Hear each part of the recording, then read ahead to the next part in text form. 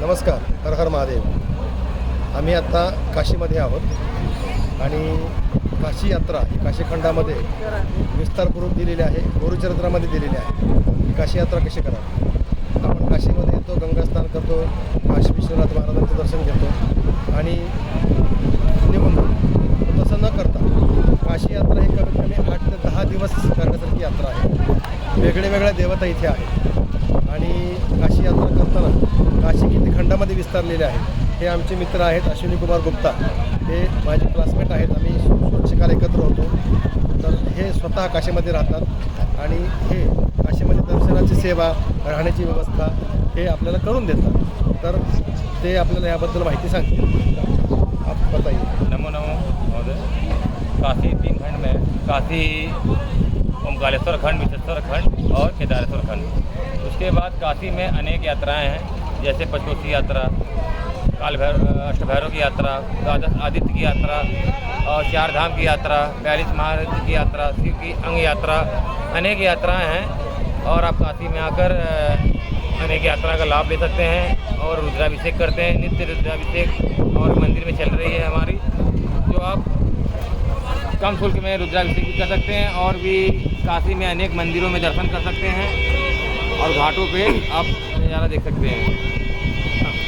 तर काशी जी आहे हे 3 खंडामध्ये विस्तारलेलं आहे. ओंकारेश्वर खंड, विश्वेश्वर खंड आणि केदारेश्वर खंड, असे 3 खंडामध्ये काशी आहे.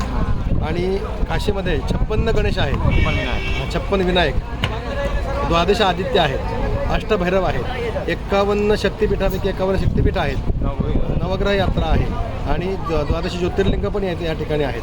अशी काशी यात्रा खूप मोठी आहे. अन्नपूर्णा मातेचं मंदिर तर आहे ते. तर ह्याच्यामध्ये अजून राजराजेश्वरी मंदिर एक सुंदर आहे.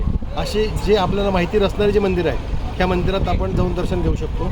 ज्या ठिकाणी गाडी जात नाही, अगदी छोटे छोटे गल्लीबोळे, त्या ठिकाणी हे 2 व्हीलरची व्यवस्था आपल्याला करून देतात. ते आपल्याबरोबर येतात आणि आपण 2 व्हीलरवरती ही यात्रा करू शकतो. आणि अत्यंत सुंदर यात्रेचा आणि काशीखंडातल्या काशी महात्म्याचा सुद्धा आपल्याला खूप मोठा छान फायदा होईल आणि आपली यात्रा सफल होईल. त्यामुळे आपण काशीमध्ये येताना आधी आम्हाला संपर्क करा. आमचे अश्विनी कुमार गुप्ता आहेत, हे तुम्हाला खूप चांगलं सहकार्य करतील.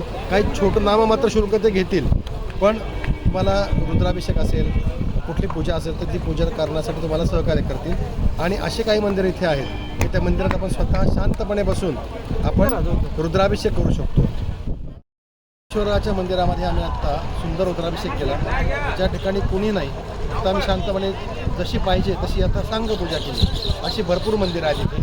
गौरी केदारेश्वर मंदिर आहे, देवींचे मंदिर आहेत, ज्या ठिकाणी आपण स्वतः पूजा करू शकतो, अभिषेक करू शकतो शांतपणे. तर ही यात्रा तुम्हाला जर शांत, छान, यथायोग्य जशी गुरुचरित्रामध्ये दिलेली आहे, काशीखंडामध्ये दिलेली आहे, त्या पद्धतीने करायची असेल तर आपण आम्हाला संपर्क करा.